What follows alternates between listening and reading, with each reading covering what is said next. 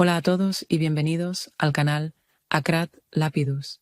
Soy Inge, vuestra guía en esta fascinante travesía por la intersección de la tecnología, la inteligencia artificial y las voces más influyentes del momento.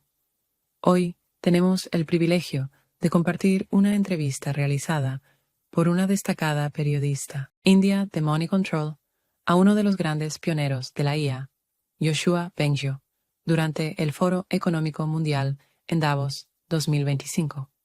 En este espacio también exploraremos en futuros vídeos los análisis independientes de medios como Rebel News. We're very excited to have Professor Yoshua Bengio on Money Control.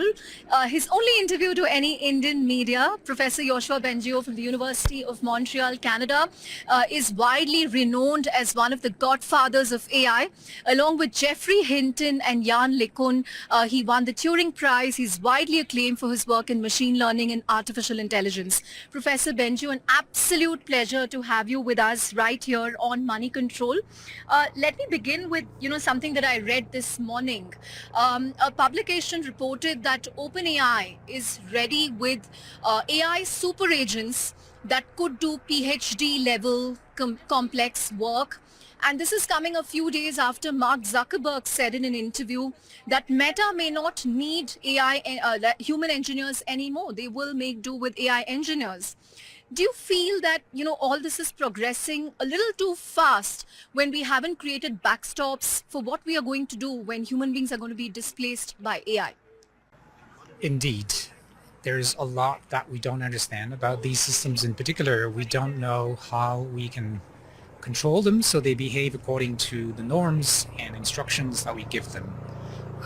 We haven't also planned how to handle potential major labor market disruptions if these things happen in the coming years. These transitions take time and are global, and national social safety nets are not going to be sufficient. Right. What's your take overall on the progress we've seen in AI in the last year? And, we are possibly going to see more and more happening in the year ahead. So the two main weaknesses of large language models are in terms of reasoning and planning, and also, if you want, bodily control like robotics. And on the first two, we are seeing a lot of progress, especially reasoning with, for example, OpenAI's O1 and O3 that are breaking through benchmarks on abstract reasoning and things like this. So those who think that the scaling, the progress is stopped, I think could be wrong. At least we continue to see advances. The scaling laws haven't been haven't hit a wall. They have been changed because now we have these methods of increasing computational resources at runtime rather than making just the neural network larger and train it longer. Right. How can we prepare for a post-AI world? I was asking Andrew Ng this morning, what would your advice be to an 18-year-old today? What would your advice be to someone who's worried about losing their jobs to AI? And he said, we should all learn to code, to train our computers better, to, master AI. What's your take?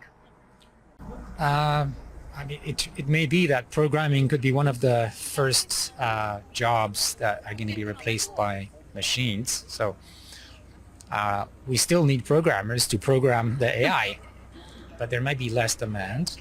On the other hand, I think that understanding like the science behind AI and especially AI safety, how we make them safer, how we can put guardrails around their behavior, there are lots of open questions that need urgent answers before we get to AGI and human level or beyond.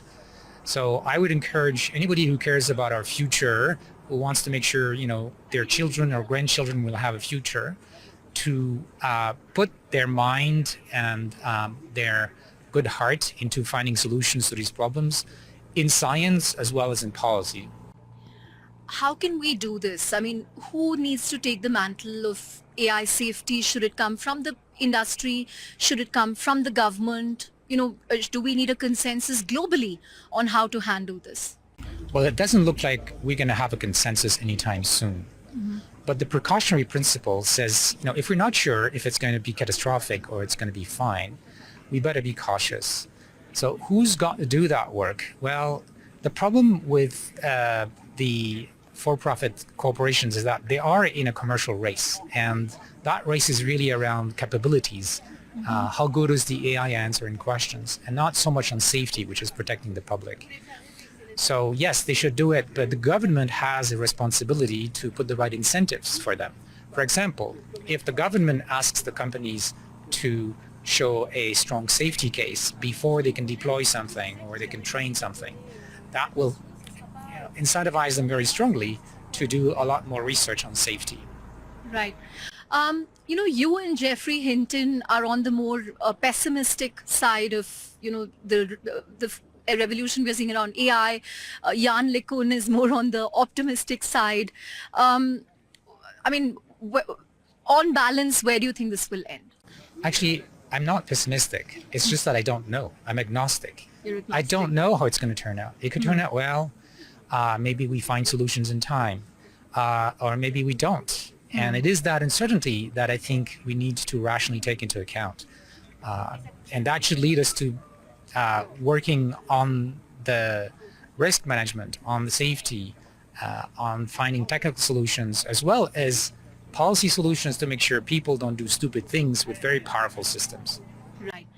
Professor Bengio, back in India, there's this whole debate. Should India, work on foundational models? Should Indian companies focus on LLMs? Or should we instead take LLMs being developed by the West and focus on applications instead? What is your own take? What should the right path be for a country like India? Well, the countries that will have their own AI systems likely to have a geopolitical advantage in the future.